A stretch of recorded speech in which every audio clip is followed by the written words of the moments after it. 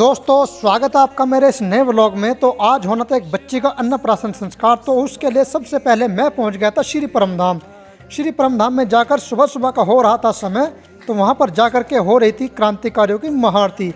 तो क्रांतिकारियों की महाआरती में शामिल होकर क्रांतिकारियों के चरणों में प्रणाम करने के बाद मनुष्य के 16 संस्कारों में से एक अन्नप्राशन संस्कार कराने के लिए मैं चल दिया था हवन कुंड की ओर। तो हवन कुंड की ओर जाते हुए मुझे दिखाई दिया और भी भाई, और मैं उनसे कहने लगा चलो भाई हवन कुंड पर चलते हैं और वहाँ करते हैं हवन।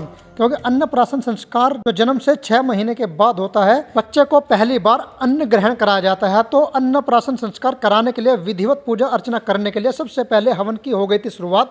तो हवन की शुरुआत करने के लिए सबसे पहले हमने की थी क्रांतिकारियों की वंदना यानी कि राष्ट्रगान, और राष्ट्रगान के बाद हो गई थी हवन की शुरुआत। तो हवन की शुरुआत हो गई थी वैदिक मंत्रोच्चार के साथ। ओम त्र्यंबकं यजामहे सुगंधिं पुष्टिवर्धनम् उर्वारुकमिव वन्दनान् मृत्योर्मुक्षीयमामृतात् स्वाहा।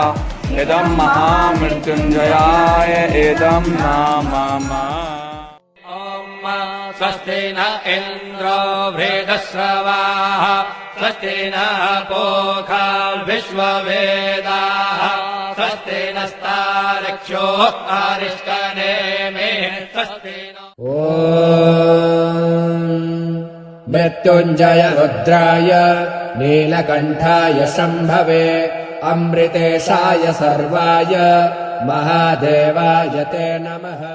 अन्नप्राशन संस्कार की विधिवत पूजा अर्चना करने के बाद, हवन करने के बाद अन्नप्राशन का हो गया था समय।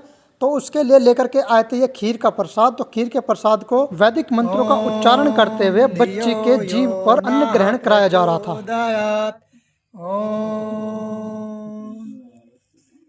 बच्ची के अन्नप्राशन संस्कार के बाद अन्नप्राशन संस्कार का हो चुका था समापन, और उसकी विधिवत पूजा अर्चना के बाद उसका हो चुका था समापन।